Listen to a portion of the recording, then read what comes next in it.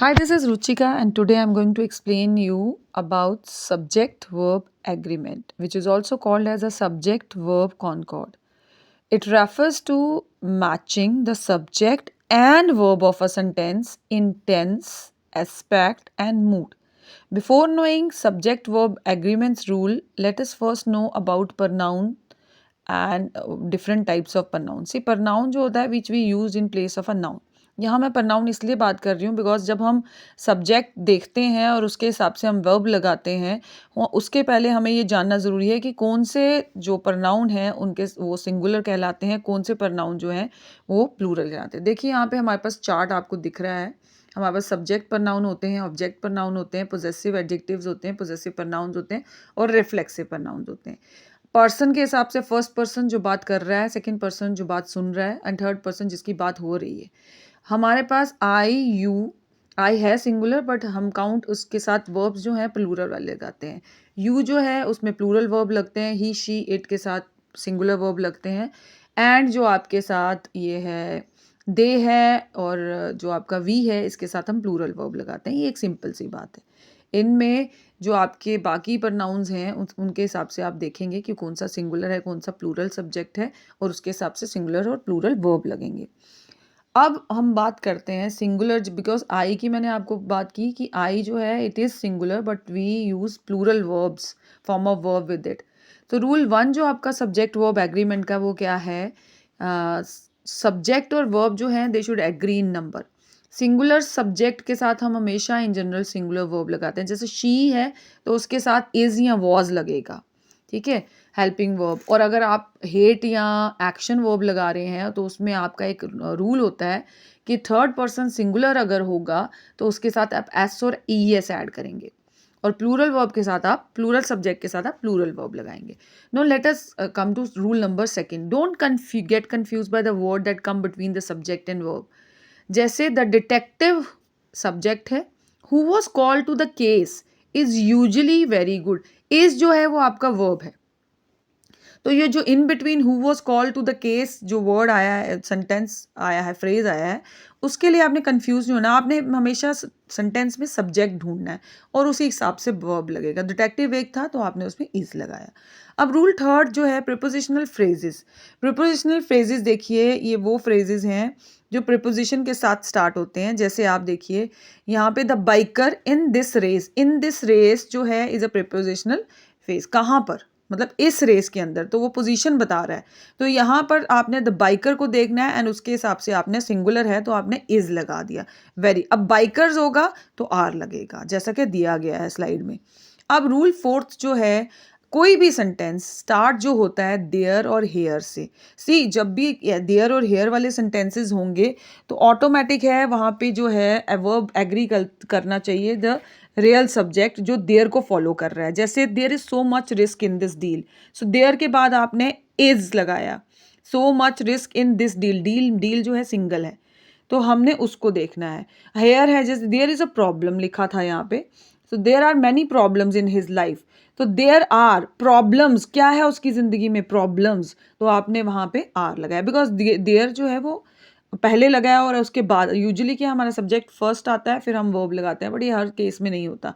अब rule fifth है, जब भी subject can come after the verb in question. जैसे डज बेटी ऑलवेज प्ले, तो बेटी ऑलवेज प्ले विद डॉल्स, तो यहाँ पे आपने क्या लगाया है, प्ले, ठीक है. तो आपने देखा है, आपने सब्जेक्ट को देखा है एंड देन आपने उसमें वर्ब की फॉर्मेशन करी है. आगे आपका रूल 6 जो है, if two subjects are joined by and. अगर एंड से जुड़ते हैं तो यूजुअली हम क्या करते हैं, जब भी एंड से कोई सेंटेंसेस जुड़ते हैं तो हम उसमें प्लूरल वर्ब ही लगाते हैं. हमेशा प्लूरल वर्ब ही लगता है. लेकिन इसमें एक केस होता है जिसमें आप एंड देख के प्लूरल वर्ब नहीं लगाएंगे. जैसे यहाँ the puppy and the lady are friends, तो ये दो डिफरेंट पीपल हैं तो हमने लिख दिया. लेकिन अगर हम एंड देख के, रूल 7 जो मैं आपको बता रही हूँ, एंड देख के हम एंड देखते हैं लेकिन वो दोनों जो चीज़ें हैं वो एक ही चीज़ का पार्ट है. जैसे यहाँ देखिए red beans and rice is my moms favourite dish. अब ये एक डिश बनती है रेड बीन्स और राइस के साथ, तो यहाँ एड लगा है, तो इस केस में हम उसमें आर नहीं लगाएंगे, बिकॉज फेवरेट डिश के अंदर जो चीज़ें हैं वो रेड बीन्स एंड राइस हैं, तो फेवरेट डिश की बात हो रही है, तो हम उसको देख के एंड देख के प्लूरल वर्ब नहीं लगाएंगे.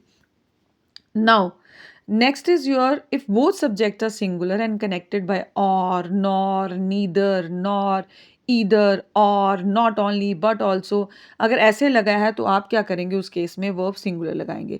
लेकिन इसमें भी एक और केस है, जब हम सिंगुलर सब्जेक्ट होगा तो सिंगुलर केस लगाएंगे, अगर प्लूरल सब्जेक्ट होगा तो हम प्लूरल लगाएंगे. देखिए जैसे यहाँ लिखा है सैली और Booba has stolen the scarecrow. अब सैली और बूबा हैज स्टोलन, तो सैली और बूबा जो है ये सिंगुलर हैं दोनों, तो यहाँ पे हमने सिंगुलर लगाते हैं यूजुअली. लेकिन ये जो दूसरा केस है इधर देखिए, इसमें हमारे जो सब्जेक्ट्स हैं वो प्लूरल हैं. कुकीज़, ब्राउनीज, ये सिंगुलर नहीं है, ये एक नाम नहीं है. तो हम इस केस में क्या करते हैं, हम उसमें प्लूरल वर्ब लगाते हैं. अगर आपका सब्जेक्ट प्लूरल है तो प्लूरल वर्ब लगेगा, नीदर, नॉर, ईदर, और, बट ऑल्सो, इन सब में, नॉट ओनली में. लेकिन अगर आपका सिंगुलर सब्जेक्ट है तो आप सिंगुलर लगाएंगे. अब नेक्स्ट जो है, अगर आपका एक सब्जेक्ट सिंगुलर है और दूसरा प्लूरल है, अब कन्फ्यूजन हो गया. देखिए जैसे नीदर हर फ्रेंड्स नॉर रामा, अब आई एम वेरी कंफ्यूज कि नीदर हर फ्रेंड्स नॉर रामा, अब मैं कौन सा जो है वर्ब लगाऊं. देखिए आपने क्लोजेस्ट वाला जो है ना वो वर्ब लगाना है. जैसे यहाँ लिखा है ईदर माई सिस्टर्स और माई मॉम, अब मैंने मॉम के बाद वर्ब लगाया हैज़, ये आपका पोजेशन वर्ब है. तो आप इसमें क्या करेंगे, हैज़ जो है वो आपने किसको देख के लगाया, माई मॉम, जो क्लोजेस्ट होगा ना सब्जेक्ट सब वर्ब के, आप उसको देख के आप अपना जो है फॉर्म लगाएंगे वर्ब की. ठीक है, तो सिंगुलर था सिंगल, जैसे neither her friends nor Rama has आया, और अगर उल्टा होता neither Rama nor her friends तो हैव आता. अब रूल 11 है, यूनिट ऑफ मेजरमेंट जो होते हैं, measurement usually use a singular verb. जैसे हम कोई भी मेजरमेंट करते हैं ना, 6 गैलन्स ऑफ पेंट, अब गैलन्स नहीं देखना है आपने, तो वहाँ वॉज लगाया है.